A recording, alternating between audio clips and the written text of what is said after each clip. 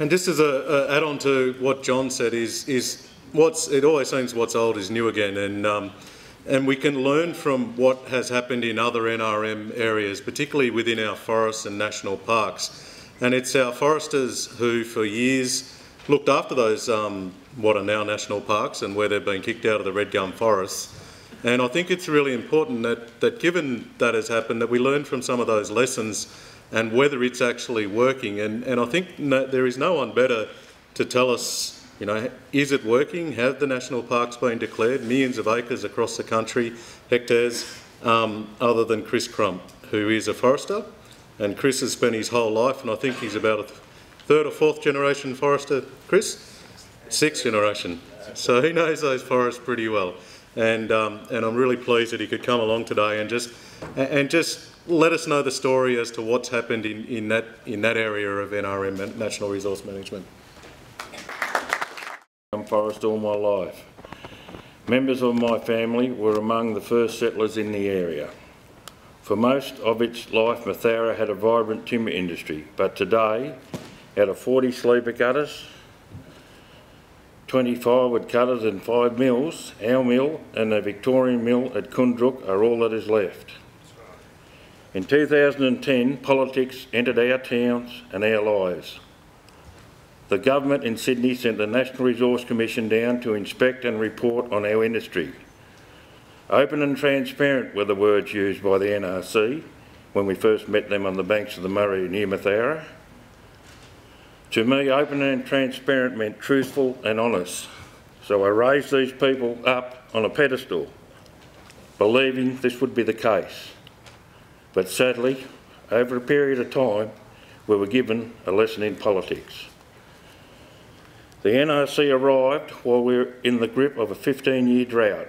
It was severe, but no worse than other droughts the country had already faced. The NRC were clearly terrified of climate change, and they included more frequent droughts in their computer modelling, giving them the answer the government wanted to hear: the timber industry was unsustainable. One member of their advisory panel was so sure of this threat that he bet a sawmill owner that the forest would never flood again. Just a year later, he was forced to cough up for a carton of Crown Lager. Since the National Park was declared in 2010, the forests have flooded 5 times: 2010, 11, 12, 13 and the biggest of all, 2016. 5 big floods in 7 years. Like other parts of the state, the town in our region have been crippled by having our working forests converted to a national park. When Bob Carr created his first national park in 1995, he told the people of Coolah that 30,000 visitors a year would replace their sawmill. Never happened. In 2007, he told the people of Balranald they could expect 50,000 tourists a year visiting Yanga National Park. But Bob's bushwalking, tree-hugging mates let him down again, and it's the town that paid, not Carr. At the NRC Community Forum held in Mathara, the Chief Commissioner, Dr John Williams, belittled the timber industry, saying it only contributed to 1% of the regional economy. But ask any football coach and he will tell you it's the 1%ers that count. They win games and they eventually win premierships. We were also told tourism would replace the timber industry. Instead, our tourist numbers and local businesses have gone backwards. Apart from Dr John Williams grossly underestimating the real income of the industry, again a product of computer modelling, he ignored the fact that timber is a primary industry, and primary industry supply raw materials to secondary industries, sometimes in distant regions, though they contribute to wealth creation in those places too. Every sawmill has a string of other businesses which depend on it. Closing a mill sets off a chain reaction, and you soon learn that there is a lot more than 1% involved. A number of historical documents, including a map drawn in 1848, show us that these forests were not here when white settlement first arrived. They are man-made and have been actively managed since 1875, when their commercial value was realised. Thinning began in 1890 and continued till the National Park was established. Under the National Parks, There is now a thinning trial going on, even though we have known for over 100 years that these thinnings make a healthier forest. And under National Parks management, it is now okay to turn potential sawlog into firewood. The budget for this latest thinning trial on 400 hectares is $1.5 million, paid for by the state taxpayers. Not far away in Paracuta-Kundruk State Forest, 400 hectares of the same river red gums are thinned each year. The return to the state through royalties over the last 4 years is around $2.5 million annually. The same result could have been achieved with the thinning, except for the stubborn insistence from eco-fanatics who demand that national parks must not be tainted with commerce, even when it is widely known that thinning is essential to maintain the forests in the form that they have had for all their lives. Finally, I do not believe the national parks can be trusted with water management. There is a disturbing story in the July-August 2015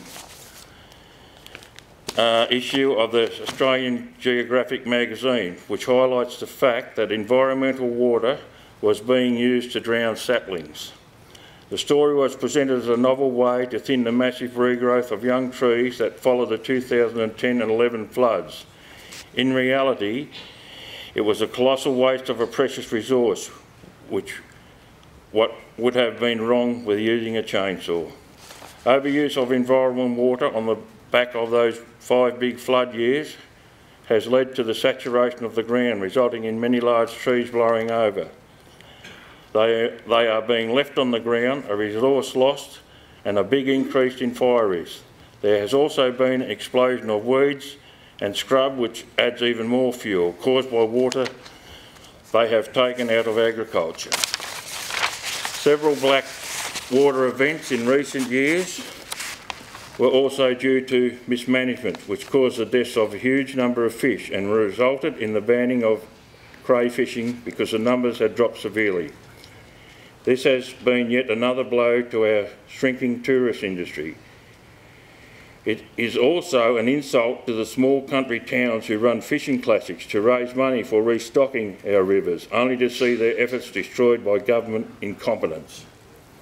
Right from the beginning of this national park issue, there has been a total lack of respect for those of us who have been associated with the local environment. There has been a total lack of understanding, skill and expertise to manage our forest and our water.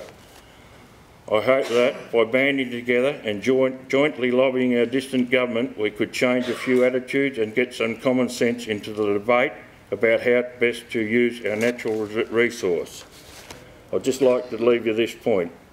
It doesn't take a national park sign posted on the front gate to help trees grow. It just takes good management. Thank you.